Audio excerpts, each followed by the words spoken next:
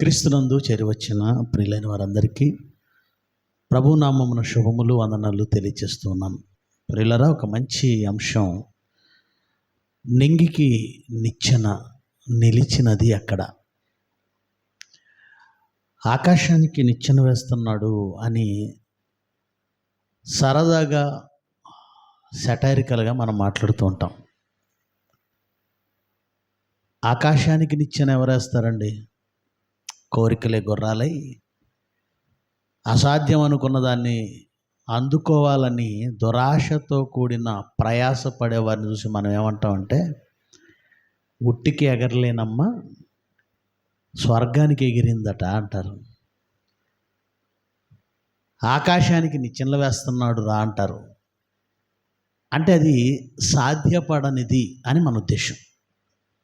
భూమి మీద నుంచి ఆకాశానికి ఎవరైనా నిచ్చెన వేయగలరా? సాధ్యపడదు అది.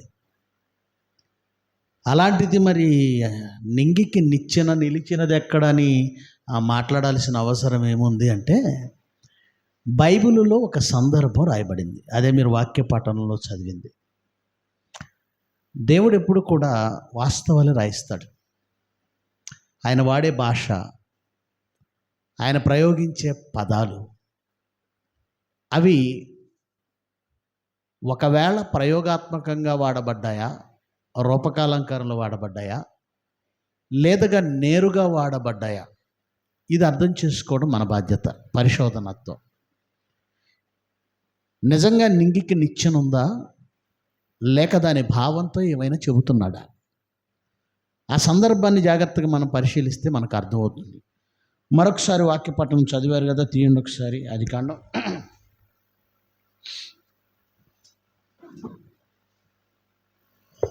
ఏమండి, ఆదికాండము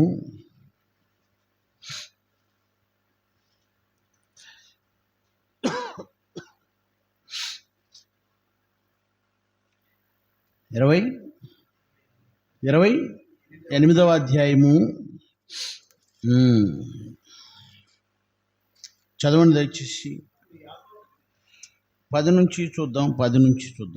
యాకోబు 28:10 నుంచి. యాకోబు బెయేర్షెబా నుండి బయలుదేరి హారాను వైపు వెళ్ళుచు ఒక చోట చేరి ప్రొద్దుగుంకినందున అక్కడ రాత్రి నిలిచిపోయాడు. మీ అందరికీ తెలిసి సందర్భం. యాకోబు తన అన్నకు భయపడి పద్దనరాముకు సిరియాకు వెళుతున్నాడు, లాబాను దగ్గరికి వెళుతున్నాడు. ఆ మార్గ మధ్యంలో బెయేర్షెబా అనే ప్రాంతానికి వచ్చినప్పుడు జరిగిన సంఘటన ఇదంతా కూడా. ఒక చోట చేరి ప్రొద్దుగుంకినందున అక్కడ రాత్రి నిలిచిపోయి ఆ రాళ్లల్లో, ఆ చోటి రాళ్లల్లో ఒకటి తీసుకొని తనకు తలగడగా చేసుకొని అక్కడ పండుకొనెను. అప్పుడు అతడు ఒక కలగనెను. ప్రియులారా, ఆ కాలంలో దేవుడు కళ ఇచ్చాడు, స్వప్నం ఇచ్చాడు అంటే మనుషులకు ఉపదేశాన్ని సిద్ధపరుస్తున్నాడు అని అర్థం. ఈ రోజుల్లో అంటే మనకు బైబిల్ ఉంది. దేవుడు మాట్లాడాలంటే ఏం మాట్లాడాలనుకున్న లేఖనాలలో మనం చదువుకోగలం. కానీ ఒకనాడు అలా కాదు. ప్రవక్తలు కూడా లేనప్పుడు, ప్రవక్తల మాటలు ఈ భూమి మీద లేనప్పుడు ఆయన భక్తుల కొరకు ఏం సిద్ధపరిచాడో ఒకసారి యోబు గ్రంథం చదువుదాం. 33వ అధ్యాయం యోబు గ్రంథం. 33వ అధ్యాయం యోబు గ్రంథం 14 నుంచి. యోబు గ్రంథం 33వ అధ్యాయము 14వ వచనం నుంచి. దేవుడు ఒక మారి పలుకును, 2 మార్లు పలుకును, అయితే మనుష్యులు అది కనిపెట్టరు. ఇదంతా గ్రంథం లేకముందు, ప్రవక్తలు లేకముందు సంగతి అండి. దేవుడు నానా సమయంలో నానా విధములుగా మన పితరులతో మాటలాడెను అని హెబ్రీ పత్రిక 1వ అధ్యాయం 1వ వచనంలో ఉంటుంది. నానా సమయములందు, పూర్వకాలమున నానా సమయంలో నానా విధాలుగా మన పితరులతో మాట్లాడాడు. ప్రవక్తల ద్వారా మాట్లాడిన విధము రాక ముందు మనుషులతో దేవుడు మాట్లాడిన విధం ఏమిటంటే కలల ద్వారా, స్వప్నముల ద్వారా. ఆ మాట ఇక్కడ రాస్తున్నాడు. దేవుడు ఒక మారే పలుకును, 2 మార్లు పలుకును. అయితే మనుష్యులు అది కనిపెట్టరు. మంచము మీద కునుకు సమయమున గాఢ నిద్ర కలుగునప్పుడు, కలలో, రాత్రి కలుగు స్వప్నములలో నరులు గర్విష్ఠులు కాకుండా చేయుటకు తాము తలచిన కార్యము వారు మానుకొన చేయనట్లు గోతికి పోకుండా వారిని కాపాడునట్లు కత్తి వలన నశింపకుండా వారి ప్రాణమును తప్పించునట్లు ఆయన వారి చెవులను తెరవజేయును, వారి కొరకు ఉపదేశము సిద్ధపరచును. ఇది ప్రవక్తలు రాకముందు, గ్రంథం లేకముందు మనుష్యులను హెచ్చరించడానికి, బుద్ధి చెప్పడానికి, గోతికి పోకుండా వాళ్ళ ప్రాణాన్ని కాపాడడానికి వారి చెవులను తెరవజేసి ఉపదేశము సిద్ధపరిచే విధానం. అది ఎప్పుడు? ప్రవక్తలు లేకముందు. చాలామంది ఇది ఎప్పుడన్న సంగతి తెలియక ఆ రోజు వాళ్ళకి స్వప్నం వచ్చింది కనుక, అది నిజమైంది కనుక ఇప్పుడు మనకు స్వప్నం వచ్చినా, కల వచ్చినా అది దేవుడిచ్చిన దర్శనం అని చాలామంది భ్రమపడుతున్నారు. క్రైస్తవులు ఇప్పటికీ కలలు, స్వప్నాలు నమ్ముతారు కదండి, అవి దేవుడిచ్చాడు అనుకుంటారు కదండి. ఇప్పుడైతే కాదు. ఇప్పుడు కలలు వస్తున్నాయి, స్వప్నాలు వస్తున్నాయి. ఎందుకు వస్తాయో ప్రసంగి గారు చెప్పారు. విస్తారమైన పనిపాటుల వలన స్వప్నము పుడుతుంది. నీకు కళ ఎందుకు వస్తుంది? ఇప్పుడు నువ్వు కనే ప్రతి కళ దేవుడిచ్చింది కాదు. చాలామంది పిల్లల గురించి ఆలోచించి పడుకుంటారు. కూతుర్ని ఎక్కడో ఇస్తారు కదండి, వేరే ఊరు ఇస్తారు, పెళ్లి చేసి పంపించేస్తారు. ఆ పిల్లల గురించిన ఆందోళన ఉంటుంది తల్లికి కానీ తండ్రికి కానీ. కూతురు ఏమైందో, అల్లుడు కూతురు బాగున్నారో లేదో, బిడ్డ అల్లుడు ఏమైనా గొడవ పడుతున్నారేమో, ఇలాంటి ఆలోచనలతో పడుకున్నప్పుడు ఏదో ఒక కల వస్తుంది. అంతే, తెల్లవారు లేచి బిడ్డ బాగున్నావా, ఏమైంది, నిన్ను చూడాలనిపిస్తుంది, ఒకసారి వచ్చిపో, లేదండి నేనే బయలుదేరుతున్నాను అంటే నీకు వచ్చిన కళ నిజమవుతుందని నువ్వు ఎందుకు భయపడుతున్నావు? అది నువ్వు ఆలోచిస్తూ పడుకున్నావు. 24 గంటలు సీరియల్లో, సినిమాలో చూసి పడుకున్నా అవే కళ్ళలోకి వస్తాయి. మా విజయవాడలో ఒక ఆయన ఉన్నాడండి, అంతకుముందు మనతో పాటు ఉండేవాడు, కండక్టర్గా చేసేవాడు. నైట్ డ్యూటీలప్పుడు వీళ్ళంతా కూడా ఆర్టీసీ దాంట్లో పడుకుంటారండి, అదేంటి డిపోలో పడుకుంటారు. వీళ్ళ పక్కన ఒకడు ఉండేవాడట, పగలంతా టికెట్ కొట్టడం వల్ల కదండి, టికెట్ టికెట్ టికెట్ అని వీళ్ళ పక్కన పడుకొని రాత్రిపూట టికెట్ టికెట్ టికెట్ కడుపులో పొడిచేవాడట. వాడి పక్కన అందరూ పడుకోవడం మానేశారు. అంటే ఉదయం నుంచి సాయంత్రం వరకు నువ్వు ప్రయాసపడుతూ ఏ పని చేస్తున్నావో, ఏ పాటు పడుతున్నావో, అది ఇప్పుడు నువ్వు ఆలోచించేది కళ్ళ రావడం ఇది సహజం. ఇప్పుడు నీకు వచ్చే కళలు దేవుడిచ్చే దర్శనాలు కావు. కానీ ఒకప్పుడు దేవుడిచ్చిన కళలు, అది ఫరోకి ఇచ్చాడు, యోసేపుకి ఇచ్చాడు, యాకోబుకి ఇచ్చాడు, అబ్రహాంకి ఇచ్చాడు.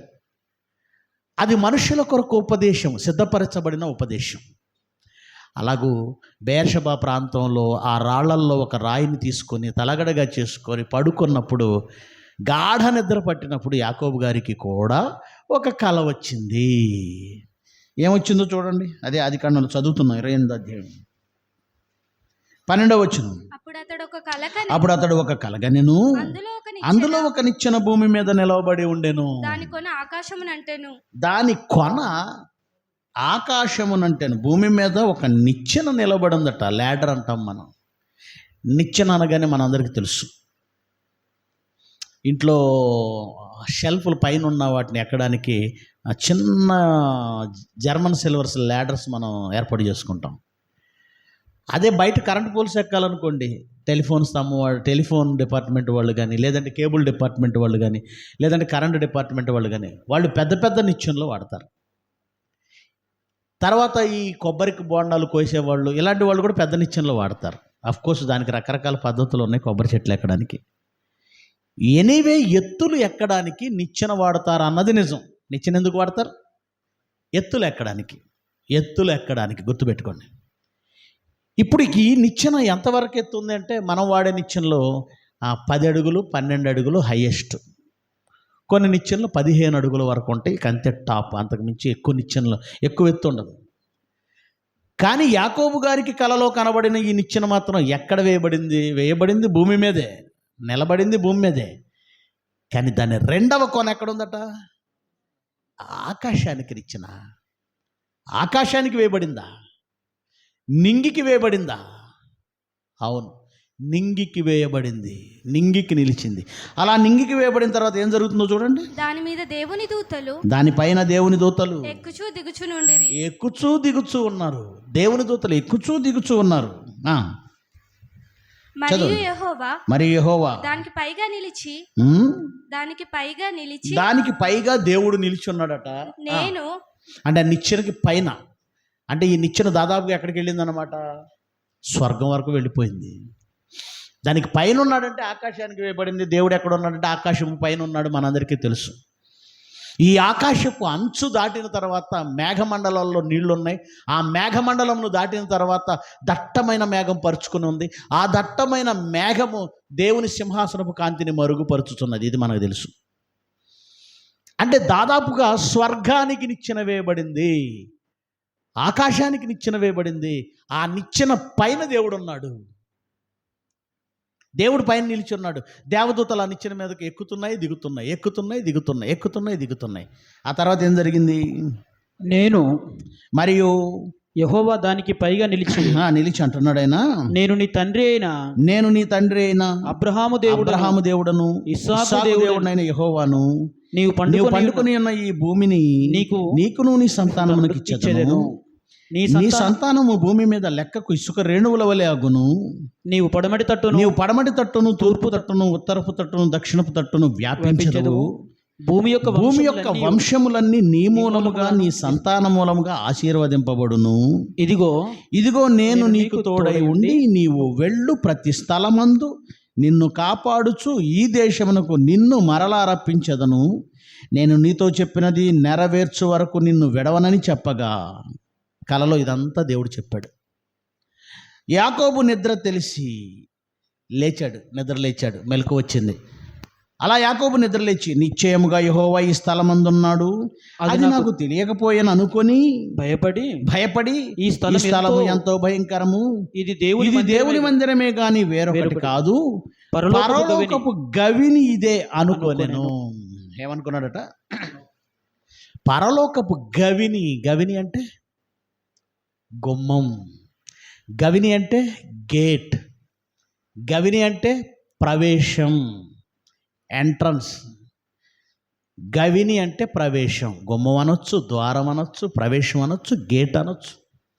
పరలోకపు గవిని ఎందుకన్నాడు అన్నమాట? అక్కడ నిచ్చెన ఉంది గనక ఇక్కడి నుంచి వెళ్ళడానికి ఇది పరలోకానికి గేట్ అనుకున్నాడు. ఆయన అన్నాడా, దేవుడు అన్నాడా? ఆ మాట ఎవరు అనుకున్నారు? దేవుడు అన్నాడా, యాకోబు అనుకున్నాడా?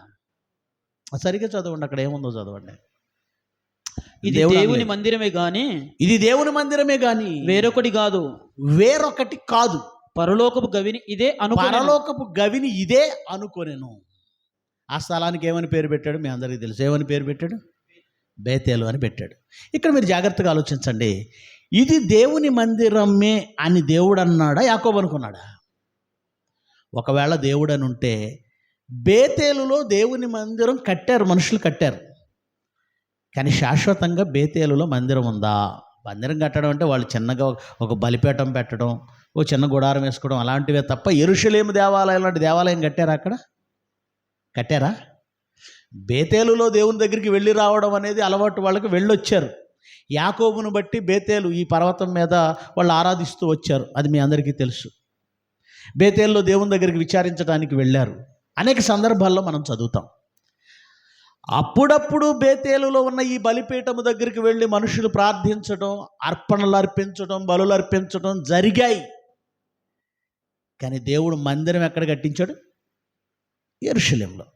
ఇప్పుడు నా ప్రశ్న ఏంటంటే, ఇది ఒకవేళ దేవుని మందిరమే, ఇక్కడి నుంచే పరలోకం వెళ్ళొచ్చు, ఇది పరలోకపు గవినని దేవుడు డిసైడ్ చేసి ఉంటే ఇక్కడ వదిలేసి యెరూషలేములో మందిరం ఎందుకు కట్టించాడు? అంతే కదండి, ప్రశ్న అదే కదండి. ఇది దేవుని మందిరమే, ఇది పరలోకపు గవిని అని అనుకున్నది దేవుడు కాదు. ఆ మాట చెప్పింది దేవుడు కాదు. ఎవరు చెప్పారు? యాకోబు అనుకుంటున్నాడు. ఇది దేవుని మందిరమే కానీ మరి ఒకటి కాదు, ఇదే పరలోకపు గవిని అనుకున్నాడు. అతను అనుకున్నాడు. అలాగని యెరూషలేము దేవుని మందిరమా అంటే, ఆ తర్వాత కాలంలో మీరు నా కొరకు ఎలాంటి మందిరము కట్టుదురు, ఆకాశం నా సింహాసనము, భూమి నా పాదపీఠము, మీరు నా కొరకు ఎలాంటి మందిరం కట్టుదురు అని దానిని కూడా తిరస్కరించాడు. మనం ఇర్మియా గ్రంథంలో 7వ అధ్యాయంలో 4వ వచనంలో చూసాం. ఏం చూసాం? ఇర్మియా గ్రంథం 7:4 చదవండి. ఇర్మియా గ్రంథం 7వ అధ్యాయము 4వ వచనం.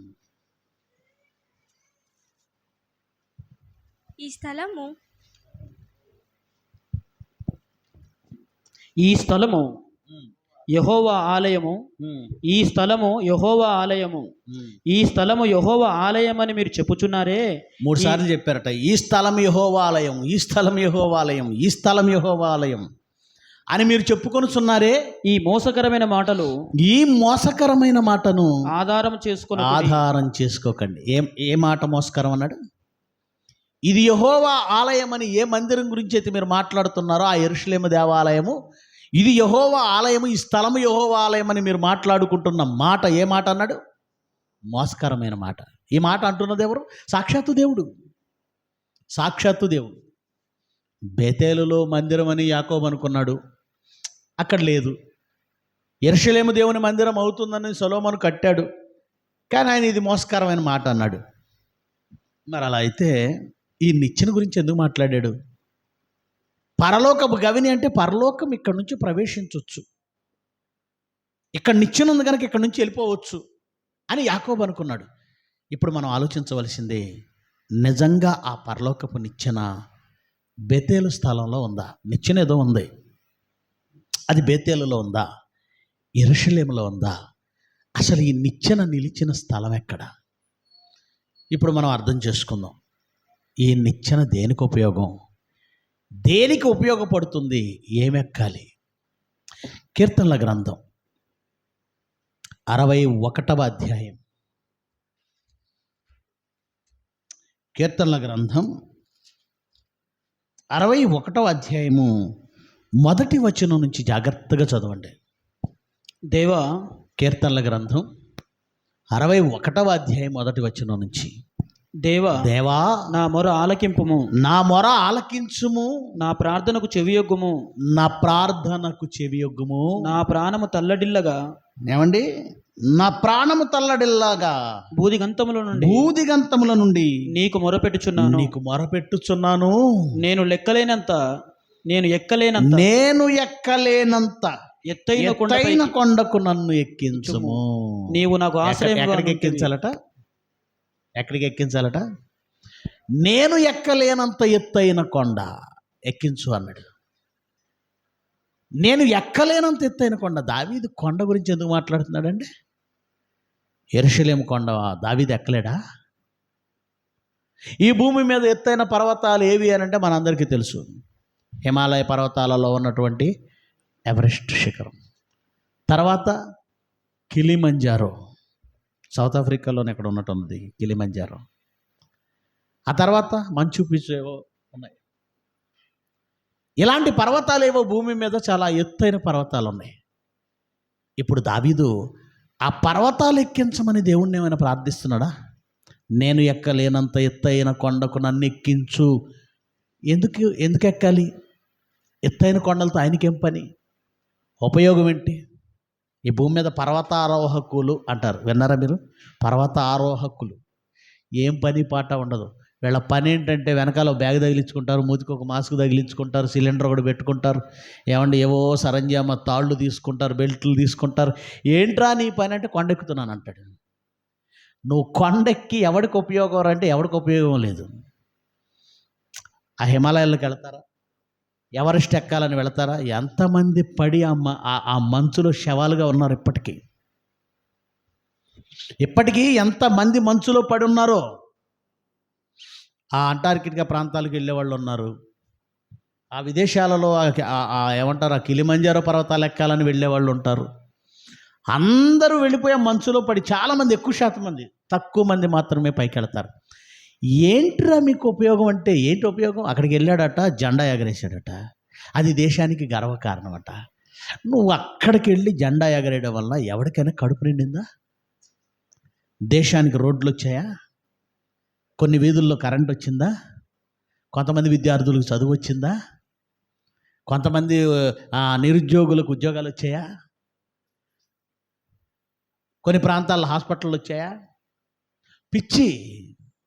ఒకడు ప్రపంచం అంతా తిరుగుతుంటాడు, ఎందుకు తిరుగుతుందో తెలియదు, ప్రపంచ యాత్రికుడిని అంటాడు. ఎవరికి ఉపయోగం? వీడు కొండలు ఎక్కడానికి ఎక్కితే ఎవరికి ఉపయోగం?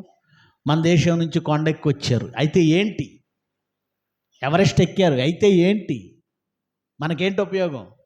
సిద్దిపేటకి ఏమంటే ఫండ్స్ ఏమైనా వచ్చాయి? మోడీ ఫండ్స్ ఇచ్చాడా? మనవాళ్ళు కొండలు ఎక్కితేనే ఉపయోగం లేదు. భక్తుడైన దావీదు పని పాట మానేసి, అంతే కదండి, ఆయనకి ఎన్ని యుద్ధాలు, అంతర్యుద్ధాలు ఉన్నాయి. చివరికి కొడుకే ఎదురు తిరిగాడు ఆయనకి. తన చుట్టూ యుద్ధాలే, పైగా దేవుని పని ఉంది. ఆయనకున్న అలవాటు దివారాత్రములు ఏం చేస్తుండేవాడు? యెహోవా ధర్మశాస్త్రమునందు ఆనందించుచు దివారాత్రములు దానిని ధ్యానించుచుండేటువంటి ఆ వ్యక్తికి కొండలెక్కే పిచ్చేంటి అనుకుంటున్నారా? ఆయన మాట్లాడుతున్న కొండ ఏంటో తెలుసా? ఎత్తైన కొండ, ఎవరెస్ట్ కంటే ఎత్తైన కొండ, కిలిమంజారో కంటే ఎత్తైన కొండ. యెషయా గ్రంథం ఎత్తైన కొండ ఏంటో చూడండి. యెషయా గ్రంథం 2వ అధ్యాయము 1వ వచనం నుంచి. యెషయా గ్రంథము 2వ అధ్యాయము 1వ వచనం నుంచి. యూదాను గూర్చియు యెరూషలేమును గూర్చియు, యోదాను గూర్చి యెరూషలేమును గూర్చి ఆమోజు కుమారుడైన యెషయాకు దర్శనం వలన కలిగిన యెషయాకు దర్శనముగా వచ్చిన మాటిది, దేవోక్తిది, దేవుని మాట. ఏమంటున్నాడు? అంత్య దినములలో పర్వతాల పైన యెహోవా మందిర పర్వత శిఖరమున స్థిరపరచబడి. ఎత్తైన కొండేదో తెలుసా? పర్వతాల పైన ఉందట యెహోవా మందిరం అనబడిన పర్వతం. యెహోవా మందిరము అనబడిన పర్వతం. మందిరానికే పర్వతం అనే పేరు, కొండ అనే పేరు. అంత్యదినములలో యెహోవా మందిర పర్వతములకు పైగా స్థిరపరచబడి కొండల కంటే ఎత్తుగా ఎత్తబడుతుంది. చాలండి. నేను ఎక్కలేనంత ఎత్తైన కొండ అంటే ఏ ఎవరెస్ట్ శిఖరమో, ఏమండి కిలిమంజారో పర్వతాలు కాదండి, వింధ్య పర్వతాలు కాదండి. సంఘము అను దేవుని మందిరం. దేవుని మందిరం అంటే సంఘం. దానిని మహాపర్వతం అన్నాడు. పర్వతం అది ఎంత ఎత్తు అంటే కొండల కంటే ఎత్తైనది. ఎవరి గురించి మాట్లాడుతున్నాడు అంటారా? సంఘం అండి, మన గురించే. మనం అంత ఎక్కలేనంత ఎత్తా. మీకు అర్థం కాలేదండి. సంఘంలోనికి రావడం అంటే, సంఘము అను పర్వతం ఎక్కడం అంటే మీకు అర్థం కాలేదు. దాన్నే ఉందండి, బాప్తిజం ఇస్తే వచ్చేస్తావు, బాప్తిజం ఇస్తే వచ్చేస్తావు. నువ్వు దేవుని సన్నిధికి రావడం అనేది ఎంత కష్టమో, ఎవరెక్కించారో, ఈ పర్వతం ఎవరెక్కించారో నీకు అర్థం కాలేదు. దావీదు మాట్లాడుతున్నాడు, నేను ఎక్కలేనంత ఎత్తైన కొండది, దాన్ని ఎక్కించు ప్రభువా. ఆ పర్వతం సంఘమైతే, ఆ సంఘం ఒక పర్వతం అయితే, పర్వతం అనొచ్చా అండి సంఘాన్ని? పర్వతం అనొచ్చా? పర్వతంతో పోల్చాడండి. పర్వతంతో ఎందుకు పోల్చాడు చెప్పమంటారా? కారణాలు ఏంటో చెప్పమంటారా? పర్వతాలు అనేవి భూమికి పునాదులు అని వ్రాయబడిందండి. పర్వతాలు ఏంటో తెలుసా? భూమి మీద పర్వతాలు ఎందుకున్నాయి తెలుసా? శాస్త్రాన్ని అడిగితే ఏం చెప్తుందంటే, లోపల లావా ఉందండి, ఆ లావాకి, ఆ కుదుపులకి, ఆ వేడికి భూమి అండి పైకి పొడుచుకుంటూ వస్తుంది. అంతే కదండి. భోజనం వండుతున్నప్పుడు ఆ ఉడుకుకి ఏం చేస్తుంటుంది? అన్నం పైన ఏం చేస్తుంది? పొంగుతుంది, పైకి ఒక బుడిపిలాగా పైకి వస్తుంది. వీళ్ళు కూడా అది చూసి అదే చెప్తున్నారు, లోపల వేడి కట్ట భూమినట్ట పైకి తన్నుతుంటుందట. అలా పైకి తన్నినప్పుడు పైకి పొడుచుకొచ్చిన భాగమే కొండలు. వాడికి అంతవరకే తెలుసు. కానీ బైబిల్ చెప్పిన సైన్స్ ఏంటో తెలుసా? ఈ పర్వతాలు భూమికి పునాదులుగా ఉన్నాయి. భూమికి పునాదులుగా ఉన్న పర్వతం మేక అనుకుంటానది, మేక గ్రంథం 2వ అధ్యాయం అనుకుంటాను. భూమికి పునాదులుగా ఉన్న పర్వతములారా, భూమికి పునాదులుగా ఉన్నాయి పర్వతాలు. రైట్. పర్వతం అంటే భూమికి పునాదా? అవునండి. ఇదిగో పిల్లర్స్ ఉన్నాయి చూసారా, 1 2 3 4 5 6 7 8 9 10 12 ఉన్నట్టు ఉన్నాయి మొత్తం కలిపితే. ఈ కార్నర్స్లో చుట్టూ ఉన్నాయి చూసారా, ఎందుకున్నాయంటే ఈ పైనున్న దాన్ని నిలబెట్టడానికి. వెస్ట్రన్ ఘాట్స్ చదువుకున్న పిల్లలు ఉన్నారండి, హిస్టరీ తెలిసిన వాళ్ళు. Western Ghats, eastern Ghats. మన దేశానికి ఈస్టర్న్ ఘాట్స్ ఉన్నాయి, వెస్ట్రన్ ఘాట్స్ ఉన్నాయి. సముద్రానికి ఈ ప్రక్క ఆ ప్రక్క ఎందుకున్నాయి తెలుసా? ఈ బిల్డింగ్కి ఈ పక్క ఆ పక్క పిల్లర్లు ఎందుకున్నాయో, భూభాగానికి కూడా ఈ పక్క ఆ పక్క ఏమున్నాయి? పిల్లర్స్, పర్వతాలు. ఈ పర్వతపు లోపలి కుదుళ్ళు ఈ లోపల నుంచి ఆ లోపలికి ఒక బాండింగ్ కలిగి ఉంటాయి, ఫ్రేమ్ కలిగి ఉంటాయి. అది భూమి విడిపోకుండా ముక్కలు అవ్వకుండా ఆ పర్వతాలు కాపాడుతున్నాయి. గంటకు 1,11,600 కిలోమీటర్ల వేగంతో ప్రయాణం చేస్తున్న ఈ గుండ్రటి మట్టి ముద్ద ఆ వేగానికి విడిపోవడం లేదు అంటే పర్వతాలు లోపల ఒక ఫ్రేమ్గా కట్టబడి పునాదులుగా ఉన్నాయి. ఇది సైన్స్కు మించిన జ్ఞానం బైబిల్ చెప్పింది. భూమికి పునాదులుగా ఉన్న పర్వతములు. మేకా గ్రంథం 6వ అధ్యాయము 2వ వచనం. మేకా గ్రంథము 6వ అధ్యాయము 2వ వచనం.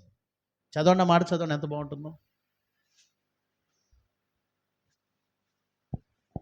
నా జనులారా మీకేమి చేసి తిని, మీకేం చేసి తిని, మిమ్మల్ని ఎలాగ ఆయాసపరిచి తిని, మిమ్మల్ని నేను ఎలా ఆయాసపరిచాను.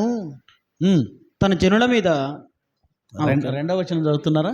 తన జనుల మీద యెహోవాకు, తన జనుల మీద యెహోవాకు గొడవ ఉందట, బాధ ఉందట.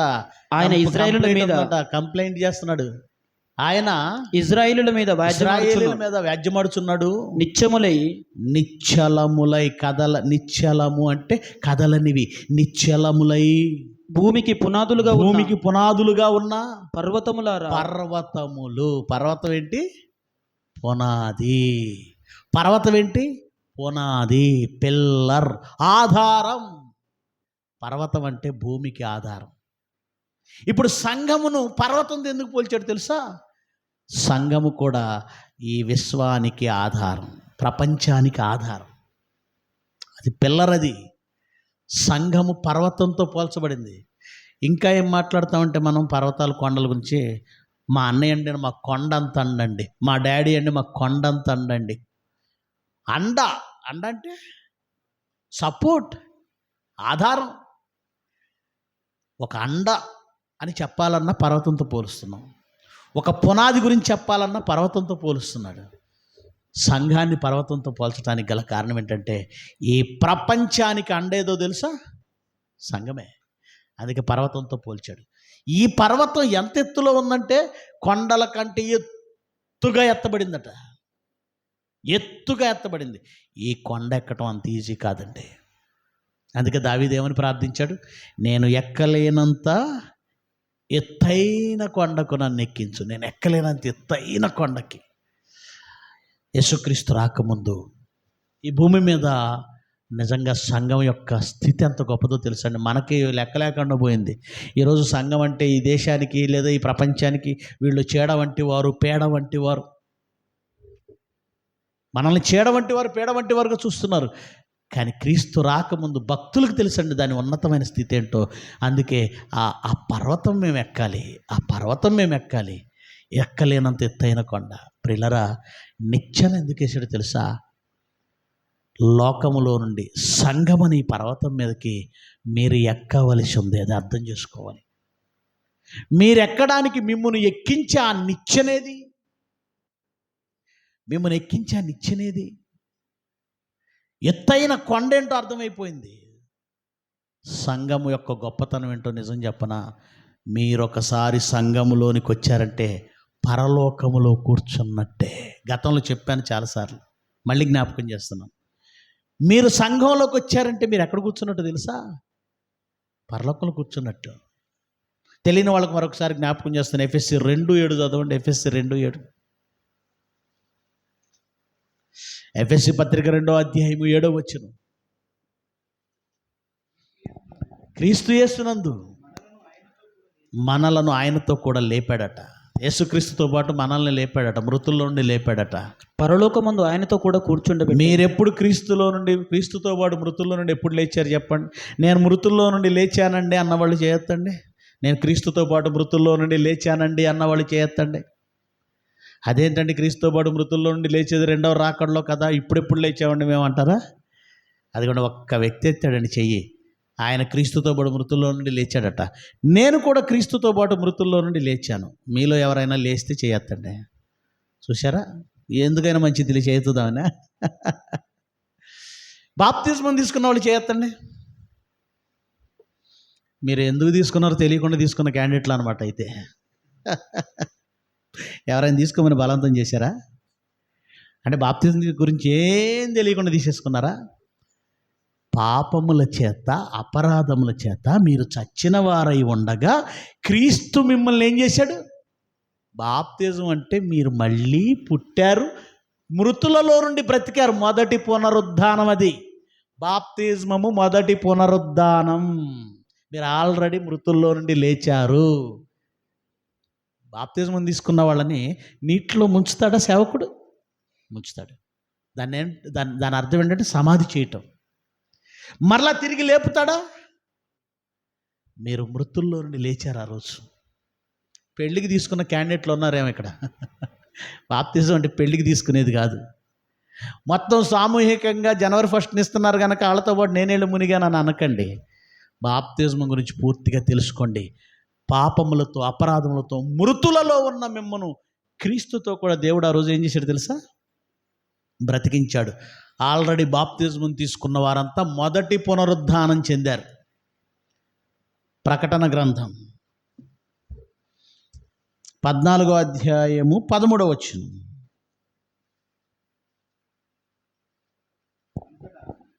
ఇప్పటి నుండి ప్రభువునందు మృతి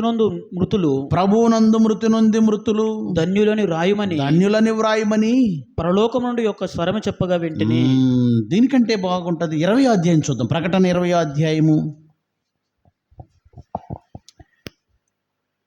6వ వచనం. ప్రకటన గ్రంథం 20వ అధ్యాయం 6వ వచనం. ఈ మొదటి పునరుత్థానములో పాలు గలవారు ధన్యులు పరిశుద్ధులై ఉందురు. ఏ పునరుద్ధానం అట? మొదటి పునరుద్ధానం అన్నాడంటే రెండవ పునరుద్ధానం కూడా ఉందని అర్థం. అంతేనా కదా?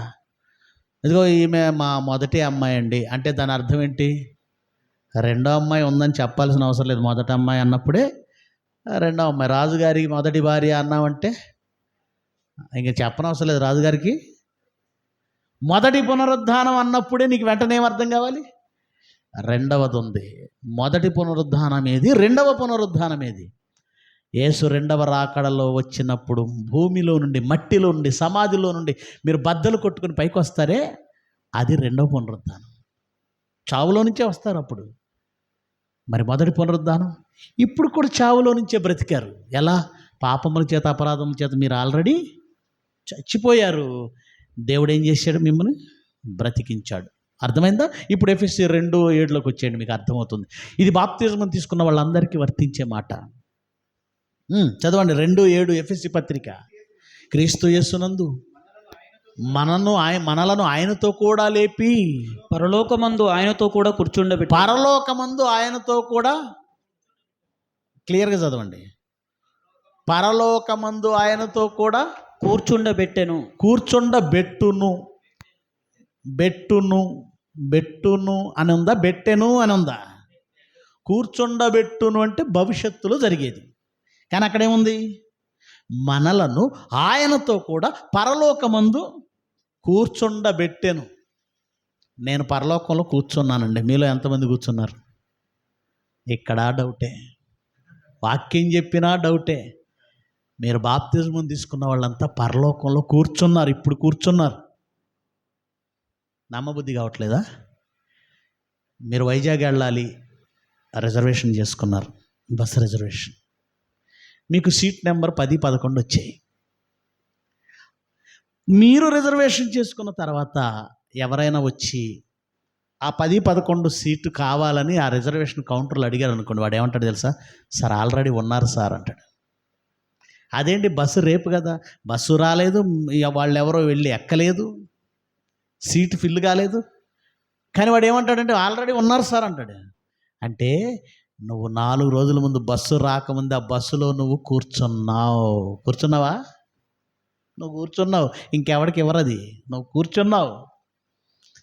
నువ్వెప్పుడైతే బాప్తిజమంలో క్రీస్తుతో కూడా బ్రతికించబడి సంఘంలో కూర్చున్నావో నీ సీటు పరలోకంలో ఏమైపోయింది? ఫిల్ అయిపోయింది. నువ్వు కూర్చున్నావు అక్కడ. ఇక్కడ కూర్చోబెట్టడం దేంతో, ఎక్కడ కూర్చోబెట్టడంతో సమానమని బైబిల్ చెప్పింది. నువ్విక్కడ సంఘంలో కూర్చున్నట్టు పరలోకంలో కూర్చున్నట్టు. ఇప్పుడు ఏది గొప్ప? లోకములో నుండి సంఘంలోనికి రావడం చాలా గొప్ప. అది నువ్వు ఎక్కలేనంత ఎత్తైన కొండ. సంఘంలో కూర్చోవడం అంటే చిన్న విషయం కాదండి. సంఘంలో సభ్యత్వం అంటే చిన్న విషయం కాదండి. క్రైస్తవులు ఏదో మత మార్పిడి చేస్తున్నారనే మూర్ఖులకి తెలియదు. ఇది అందరికీ వచ్చే సభ్యత్వం కాదు. ఇక్కడ కూర్చున్నవాడు ఎక్కడ కూర్చున్నట్టు? పరలోకంలో. అది మనం ఎక్కలేనంత ఎత్తైన కొండ. ఆయన కృప చేత ఎక్కిచ్చేశాడు. మనం ఎక్కలేము, మనం నీతిమంతులం కాలేదు, ఆయన కృప చేతనే. అందుకే కిందకేమన్నాడు చూడండి, కంటిన్యూ చేయండి. ఎఫ్ఎస్సి 2:7 కంటిన్యూ చేయండి, మీకు అర్థమవుతుంది. మీరు విశ్వాసం ద్వారా మీరు నమ్మారంతే, ఆయన నమ్ముకున్నారు. అయ్యా నిన్నే నమ్ముకున్నాం అన్నారంతే. మీరు విశ్వాసం ద్వారా కృపచేతనే రక్షింపబడి ఉన్నారు. ఇది మీ వలన కలిగినది కాదు, ఇది మీరెక్కగలిగినది కాదు, మీ వలన కలిగినది కాదు, దేవుని వరమే. ఇది దేవుడిచ్చిన వరం. మీకు దేవుడు వరం ఇచ్చేసాడు. అంటే సంఘంలో కూర్చోవటం దేవుడిచ్చిన వరమా? వరాలంటే మీరేమనుకుంటారంటే దేవుడు వరాలు, దేవుని ఆశీర్వాదాలంటే ఇల్లు లేదు ఇల్లు కట్టాలి, పిల్లకు పెళ్లి చేయలేదు పెళ్లి చేయాలి, ఉద్యోగం రాలేదు ఉద్యోగం కావాలి, ర్యాంకులు రాలేదు ర్యాంకులు కావాలి. ఇవేం వరాలండి? అసలు వరం ఏంటో తెలుసా? పరలోకంలో కూర్చోటం. నేను పరలోకంలో కూర్చున్నాను, మీరు పరలోకంలో కూర్చున్నారు.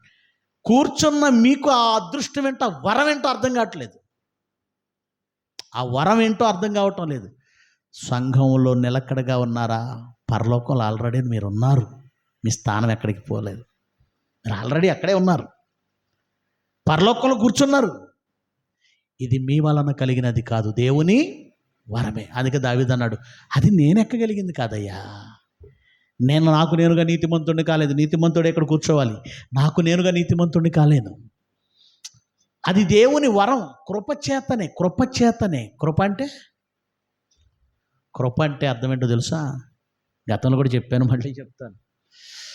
ఒక ఆయన ఒక బాబు, అంటే ఒక కుర్రాడు, ఒక యవనస్తుడు చర్చికి వచ్చి ప్రతిరోజు ప్రార్థించేవాడట. ప్రభువా కృపనిమ్ము, ప్రభువా కృపనిమ్ము, ప్రభువా కృపనిమ్ము. పాస్టర్ గారు గమనిస్తున్నాడు, ఎవరి అబ్బాయి యవ్వనంలో ఎంత చక్కగా ప్రార్థన చేస్తున్నాడు.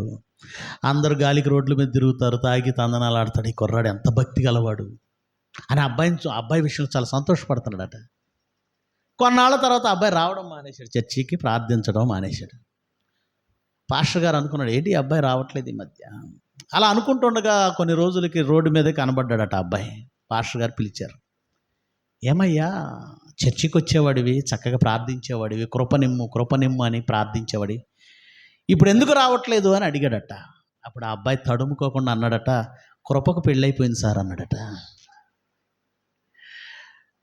అంటే ప్రతిరోజు వచ్చి ఈయన ప్రార్థన చేస్తూ అడుగుతున్న కృప ఎవరన్నమాట? అదన్నమాట. ఇంకేం అడుగుతాడు? పెళ్ళైపోయిందట. కృప అంటే ఆడపిల్లల పేరు కాదు, గివింగ్ అంటే 10th క్లాస్ ఎగ్జామ్స్ రిజల్ట్ వచ్చినట్టు ఉన్నాయి కదా ఈరోజు. ఎగ్జామ్స్ రాసినటువంటి పిల్లల్లో ఎవరైనా పాస్ మార్క్స్ ఎంత? 35, 32 మార్క్స్ వరకు వచ్చో, 33 మార్క్స్ వరకు వచ్చో ఆగిపోయారు అనుకోండి. అప్పుడు ఏమంటారు, వాల్యుయేషన్ చేసేటువంటి ఆ టీచర్స్ ఏం చేస్తారో తెలుసా అండి? వాళ్ళకి తెలుసు, ఈ ఫెయిల్ అయిపోతే ఈ మధ్యకాలంలో పిల్లలు దూకేయటమే, సెల్ టవర్లు ఇచ్చి ఎక్కి దూకేయటం, లేదా ఏదో తాగేసి చచ్చిపోవడం, రైలు కింద తలబెట్టేయడం. పాపం వాళ్ళు కూడా బిడ్డల కన్నా తల్లిదండ్రులే కదండి. వాళ్ళు ఆలోచిస్తారు, పాపం వీడు ఎవడో 33 దాకా వచ్చాడు, ఈ 33 మార్కులతో వీడిని ఫెయిల్ చేస్తే ఏమైపోతాడో అని టీచర్ ఏం చేస్తాడు, ఇంకెక్కడైనా కలుస్తాయా, అర్రలు పావులు ఏమైనా కలుస్తాయేమో కలుపుదామని మొత్తం వెతుకుతాడు. ఎక్కడ వెతికినా కలవట్లేదు అనుకోండి, ఆ టీచరు 2 మార్క్స్ కలిపేసి పాస్ చేస్తాడు. వీటిని గ్రేస్ మార్క్స్ అంటారు. ఏ మార్క్స్? Grace marks. తెలుగులో కృపా మార్కులు అని అర్థం. అంటే అర్హత లేకపోయినా జాలిపడి దయతో వేసిన మార్కులు. అంటే వీడికి పాస్ అయ్యే అవకాశం, అర్హత 2 లేవు. అర్హత లేకపోయినా జాలి దయతో వాడికి 2 మార్కులు వేసి పాస్ చేశాడే, దాన్నే కృప అంటారు. అలాగే మన బతుకులు, మన మన మన పాపాలు, మన జీవితాలు, మన రోత బాప్తిజమానికి ముందు మనకంటే ఎక్కువ ఎవరికి తెలుసు? దేవుడికి తెలుసు, మనకి తెలుసు. మనకు తెలియదేంటి? మనమంతా నీతిమంతులమా? అసలు ఏ కోణంలోనూ పాస్ అయ్యే ఛాన్స్ లేదు మనకి. లేదండి నేను డిస్టింక్షన్లో పాస్ అవుతానండి అని చెప్పగలిగే దమ్ముందా మనకి? మనకు పాస్ అయ్యే అవకాశమే లేదు, అర్హత లేదు. ఎట్టి పరిస్థితుల్లోనూ పాస్ అవ్వని మనల్ని ఆయన కృపచేత పాస్ చేశాడు. మనకి నీతిమంతులను ట్యాగ్ ఇచ్చాడు. తీసుకొచ్చి ఎక్కడ కూర్చోబెట్టాడు? సంఘమను పర్వతంపై కూర్చోబెట్టాడు. మనము ఎక్కలేనంత ఎత్తైన పర్వతం. ఇంతకీ మనల్ని ఎక్కించిన ఆయన ఎవరు చెప్పండి? ఎవరు? ఆయనే నిచ్చెన. ఎవరైనా? నేనే ద్వారం అంటే మార్గమైన నిచ్చెనైనా ఏదైనా నా ద్వారానే తప్ప ఎవడును తండ్రి యొద్దకు. ఇప్పుడు చెప్పండి, ఆ నిచ్చెన ఎవరు? అది. మనల్ని ఎక్కించింది ఎవరు? పరలోకానికి అయినా తీసుకెళ్ళేది ఎవరు? ఇప్పుడు ఆ నిచ్చెన ఎక్కడ నిలిచింది? బేతేలులోనా? యెరూషలేములోనా? కాదు, సంఘంలో. నింగికి నిచ్చెన నిలిచింది సంఘంలో. పరలోకపు గవినిది. పరలోకపు గవిని. చాలామంది గేట్ల మీద రాసుకుంటున్నారు పరలోకపు గవినిదే అని. గేటుగా, ఆ గేటు పరలోకానికి గేటు కాదు, జస్ట్ ఈ 4 గోడల క్రిస్టియన్ భావనకి గేట్. అది నీ ఇంటి గేటు మీద రాసావనుకో, అది నీ ఇంటికి గేటు, గవిని. కానీ పరలోకానికి గవిని ఆ గేట్లు కాదు, సంఘం. పరలోకపు గవినేది సంఘం. ఇందులోనికి వచ్చిన వాడికి ఇక్కడ ఒక నిచ్చెన నిలిచింది. ఆ నిచ్చెన ఏదో కాదు, ఎవరు? యేసుక్రీస్తు.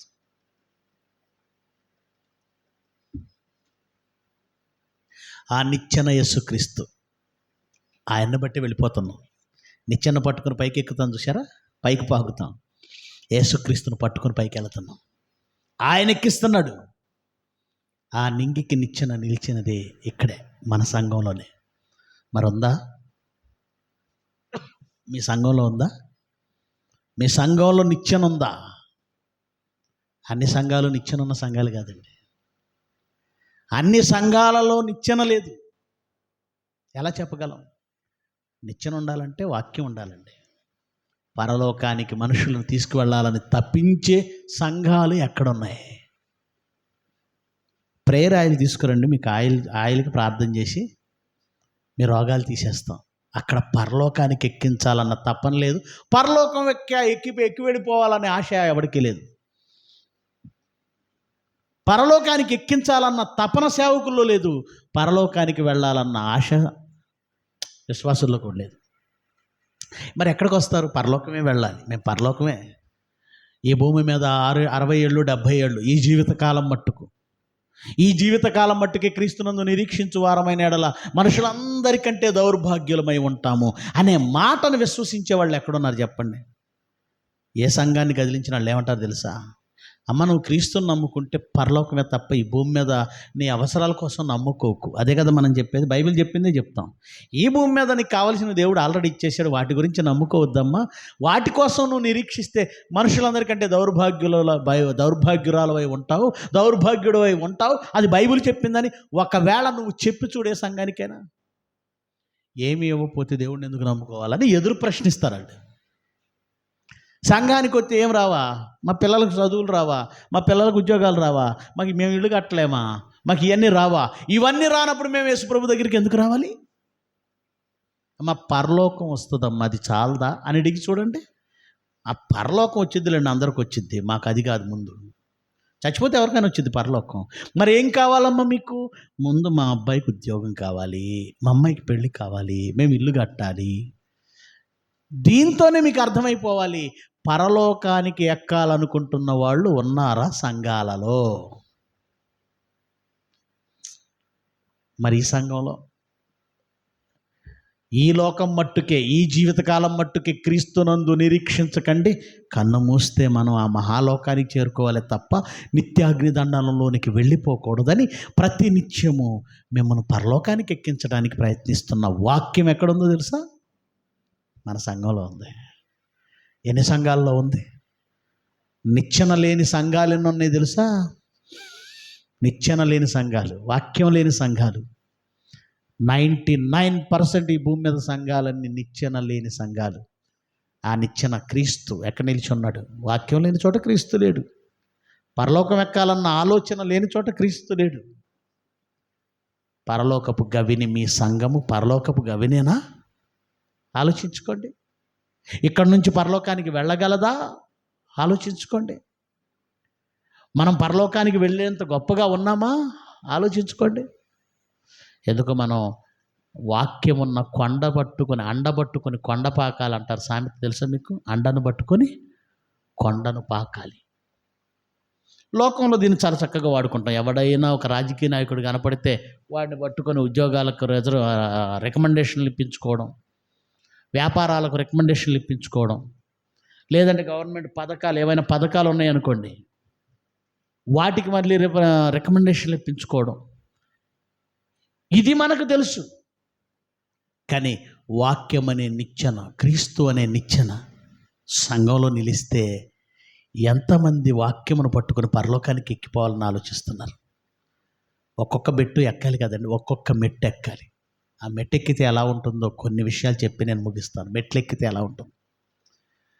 బాప్తిజమును తీసుకోవడం అనేది పరలోకానికి వెళ్ళిపోయాము అనుకుంటున్నారు చూసారా? రిజర్వ్ అయ్యింది, అక్కడ మీరు కూర్చున్నారు. ఇక కూర్చున్న తర్వాత కిందకి పడడం అనుకోకండి. రిజర్వేషన్ అయింది, మీరు పరలోకంలో కూర్చున్నారు. కానీ మనం చేసే తప్పులను బట్టి జీవగ్రంథంలో ఎప్పుడైతే పేరు తుడిపి పెట్టబడుతుందో, జీవగ్రంథంలో ఒకసారి పేరు రాయబడిన తర్వాత ఇక దేవుడు తుడిచిపెట్టాడు అనుకోకండి, తుడిచేస్తాడు. రిజర్వేషన్ అయిన తర్వాత క్యాన్సిల్ అవ్వదేంటి? రిజర్వేషన్ క్యాన్సిల్ చేసే సామర్థ్యం రిజర్వేషన్ చేసినోడికి ఉందా లేదా? మిమ్మల్ని పరలోకంలో రిజర్వ్డ్ కూర్చోబెట్టేశాడు, తోసేసే అధికారం ఆయనకు ఉందా లేదా? ఉంది. ఎందుకు తోసేస్తాడు? మన చేతిలోనే ఉంది.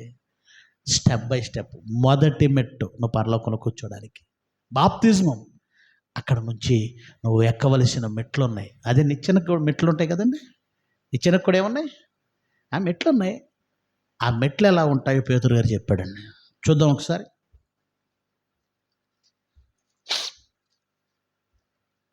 పేతురు గారు రాసిన 2వ పత్రిక 1వ అధ్యాయము 3వ వచనం నుంచి చదువుదాం. 3వ వచనం నుంచి. పేతురు గారు రాసిన 2వ పత్రిక 1వ అధ్యాయం 3వ వచనం నుంచి. 2, 3 కలిసి ఉన్నాయి. 1వ అధ్యాయము 2, 3 వచనాలు.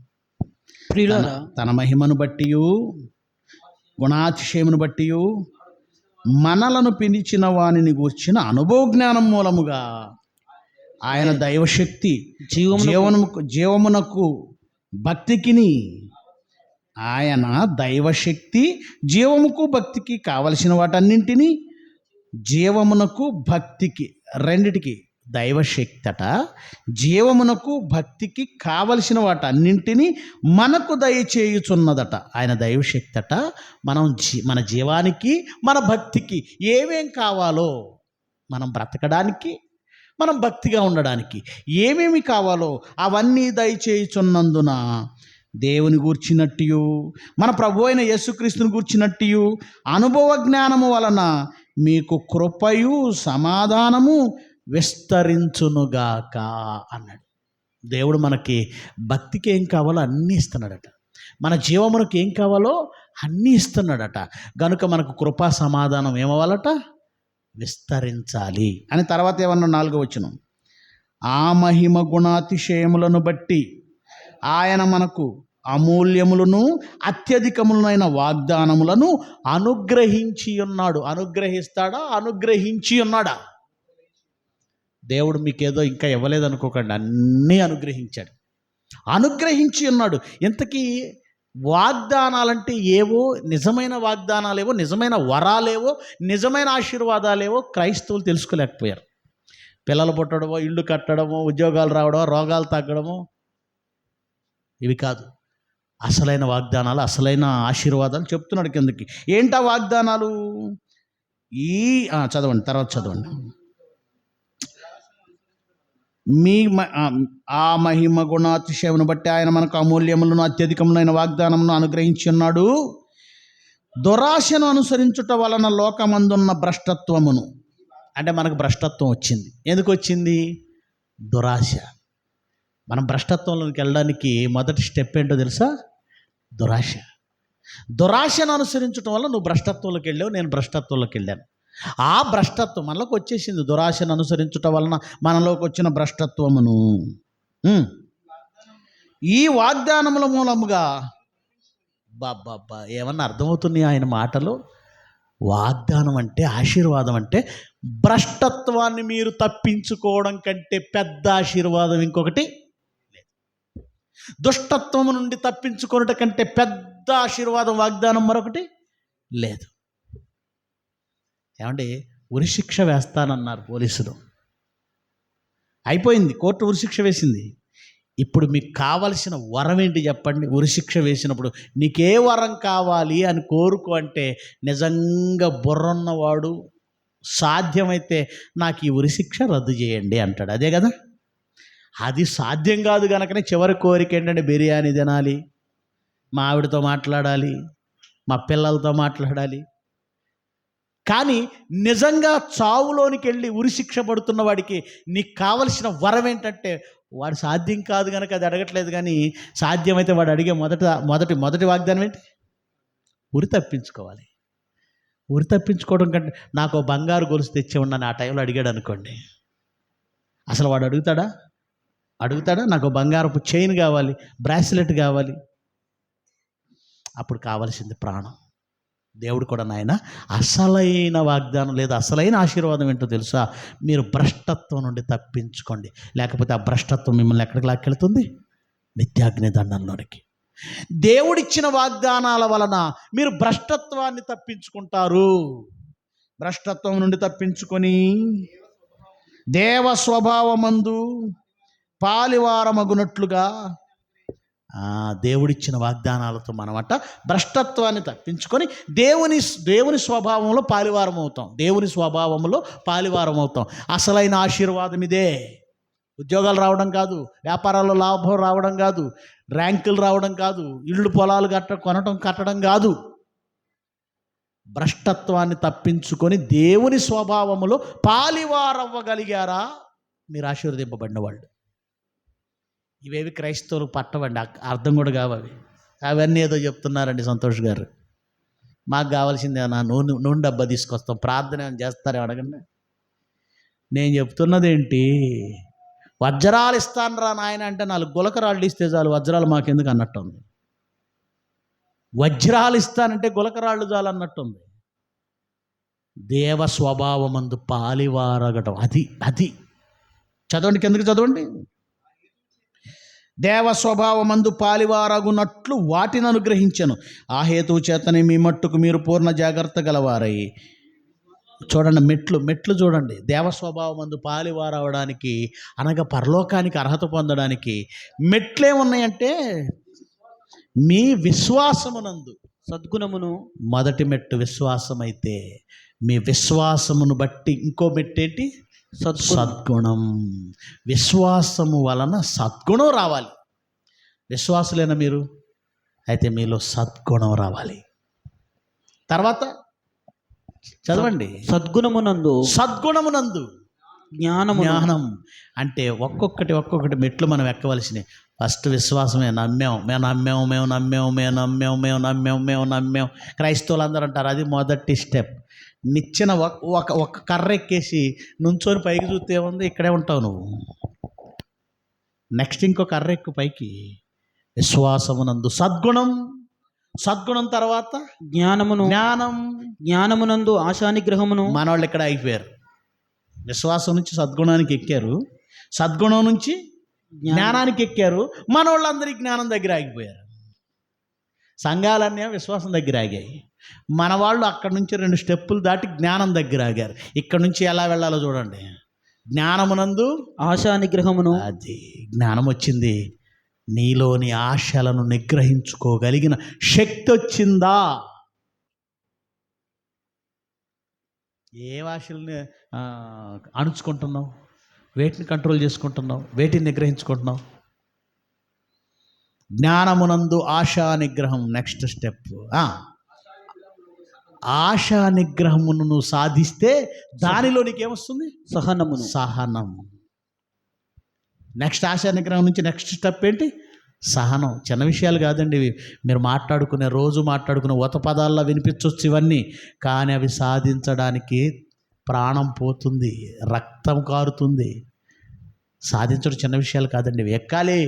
ఎక్కలేని మెట్లు ఇవి. సహనము, ఆశా నిగ్రహం నందు సహనం. సహనమునందు భక్తిని. సహనముంటే వచ్చేదేంటి? భక్తి. భక్తి. చాలామంది మేము భక్తి గలవాళ్ళం. నమ్మితే భక్తి గలవాడివా? భక్తి తర్వాత ఏముంది? సారీ, విశ్వాసం తర్వాత ఏముంది? సద్గుణం ఉంది. సద్గుణం తర్వాత ఏముంది? జ్ఞానం ఉంది. జ్ఞానం తర్వాత ఏముంది? ఆశానిగ్రహం తర్వాత ఏముంది? సహనము కూడా నువ్వు సాధిస్తే వచ్చేదే భక్తి. ప్రతివాడు నేను భక్తుడినంటే కుదరదు. వీడు భక్తుడు అంటాడు, వెళ్ళిపోయి గుళ్ళు గోపురాలు పగలు కొడతాడు. వీడు భక్తుడు అంటాడు, వచ్చేవాళ్ళని పోయేవాళ్ళని కొడతాడు. వీడు భక్తుడు అంటాడు, చేయకూడనవన్నీ చేస్తాడు. సహనము తర్వాత వచ్చేది భక్తి. భక్తి యందు సహోదర ప్రేమను. భక్తి ఉన్నవాడికి నెక్స్ట్ వచ్చేది ఏంటి? సహోదర ప్రేమ. సహోదర భక్తి సాధించిన తర్వాత సాధించవలసింది సహోదర ప్రేమ. సహోదర ప్రేమ యందు దయను అమర్చుకోండి. దేవ స్వభావమందు పాలివారవ్వడం ఫస్ట్. విశ్వాసమునందు సద్గుణమునందు జ్ఞానమునందు ఆశానిగ్రహమునందు సహనమునందు భక్తినందు సహోదర ప్రేమ యందు. ఈ మెట్లెక్కుతూ వెళితే నువ్వెక్కలేనంత ఎత్తైన కొండ నువ్వు సాధించగలుగుతున్నావు. దేవుడు ఎక్కిస్తాడు. ఎలా ఎక్కిస్తాడు? వాక్యాన్ని తీసుకో ముందు. ఇవన్నీ రావాలంటే, ఈ మెట్లు ఎక్కాలంటే ముందేది రావాలి మనకి? వాక్యం. ఈ వాక్యమే ఎక్కిస్తుంది అన్ని మెట్లు. వాక్యాన్ని పక్కన పెట్టేస్తే విశ్వాసం దగ్గర అవుతావు. విశ్వాసం నుంచి సద్గుణం నుంచి జ్ఞానము నుంచి ఆశానిగ్రహంలో సహనంలో భక్తిలో సహోదర ప్రేమలో దయేది. ఇవన్నీ తర్వాత ఏమన్నాడు చదవండి, కంటిన్యూ. ఇవి మీకు కలిగి విస్తరించిన ఎడల. ముందు కలగాలి. అసలు కలిగాయా? ఇవి మీకు కలిగి ఫస్ట్ కలగాలి, ఫస్ట్ పుట్టాలి. ఇవి మీకు కలిగి విస్తరించిన ఎడల అంటే ఏదో కొద్దిగా విశ్వాసం వచ్చిందండి, కుదరదు. ఆ విశ్వాసం విస్తరించాలి. ఏమండి ఏదో నాకు కొద్ది జ్ఞానం వచ్చింది, కుదరదు. జ్ఞానం విస్తరించాలి. ఏమండి కొద్దిగా సద్గుణం వచ్చింది, కుదరదు, విస్తరించాలి. ఏమండి కొద్దిగా భక్తి వచ్చింది, కుదరదు, విస్తరించాలి. ఏమండి కొద్దిగా సహనం వచ్చింది, కుదరదు, విస్తరించాలి. సహోదర ప్రేమ కొద్దిగా వచ్చింది, కుదరదు, విస్తరించాలి. దయ కొద్దిగా వచ్చింది, కుదరదు, విస్తరించాలి. ఇవి మీకు కలిగి విస్తరించిన ఎడల అవి మన ప్రభు అయిన యేసుక్రీస్తును గూర్చిన అనుభవ జ్ఞాన విషయములో మిమ్మును సోమరులైనను నిష్ఫలులైనను కాకుండా చేయును. అది పరలోకం వెళ్ళాలంటే, ఆ మెట్లెక్కాలంటే నువ్వు సాధించి విస్తరించవలసిన సుగుణాలు, నువ్వు ఎక్కవలసిన మెట్లు. ఏ క్రైస్తవుడు ఎక్కుతాడు చెప్పండి? ఇవన్నీ కష్టతరంగా ఉన్నాయా? ఎక్కాలన్న ఆశ నీకుంటే ఆ నిచ్చెన ఎక్కిస్తాడు ఆయన. కానీ ఈ నిచ్చెన ఎక్కడుందో తెలుసా? సంఘములోనే ఉంది. నింగికి నిచ్చెన నిలిచింది ఎక్కడ? సంఘం. ఏ సంఘం? ఆశీర్వాదాల కోసం నూనె డబ్బాలు పట్టుకునే సంఘం కాదు. బిస్కెట్ ఫ్యాక్టరీలు పెట్టి ఫ్యాక్టరీలో బిస్కెట్లు అమ్ముకునే సంఘం కాదు. కచ్చిపులు అమ్ముకునే సంఘం కాదు. వాక్యమును వాక్యంగా సాధించాలి. ఆ వాక్యంతో పరలోకం మాత్రమే వెళ్ళాలి. ఈ జీవితకాలం మట్టుకు ఆయన యందు నిరీక్షించటం తప్పు.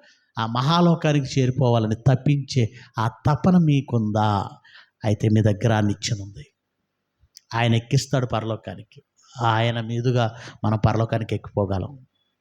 ఆయన ద్వారా ఎక్కిపోగలం. ఆయన ద్వారా తండ్రిని చేరుకోగలం. ఊర్ధ్వలోకం అని పేరుందండి పరలోకానికి. ఉన్నత లోకం అని పేరుందండి పరలోకానికి. పైనున్న లోకం అని పేరుందండి పరలోకానికి. ఆ పైకి నిన్ను ఎక్కించే నిచ్చెన క్రీస్తే. అది నిలిచింది వాక్యమున్న సంఘములో. ఆలోచించండి. ఆ నిచ్చెన పైకి ఒక్కొక్క మెట్టు అధిగమిస్తూ ఎక్కండి. నీ జీవితంలో ఒకేసారి జరిగేది కాదు ఇది. అంచెలంచెలుగా సాధించేది. మేమంతా పరిపూర్ణం అయిపోయామనుకోకండి. నీకు ఇవ్వబడిన జీవితకాలంలో సేవకుడు అలా నిన్ను పరిపూర్ణుని చేయడానికే ఈ కార్యక్రమాలు. ప్రతి ఆదివారం వాక్యం చెప్పిన, నెలకు సెమినార్లు పెట్టిన, ఆ తర్వాత సెమినార్లకు తీసుకెళ్ళిన, ఇన్ని వాక్యాలతో మీరు ఒక్కొక్క మెట్టు ఎక్కుతూ, ఒక్కొక్క దాన్ని లోక సంబంధమైన దాన్ని విడిచిపెడుతూ, ఒక్కొక్క మెట్టు పరలోకానికి ఎక్కుతూ వెళ్ళిపోతారు. ఆ నిచ్చెనను మీరు నిజంగా మీ సంఘంలో పెట్టుకుంటే.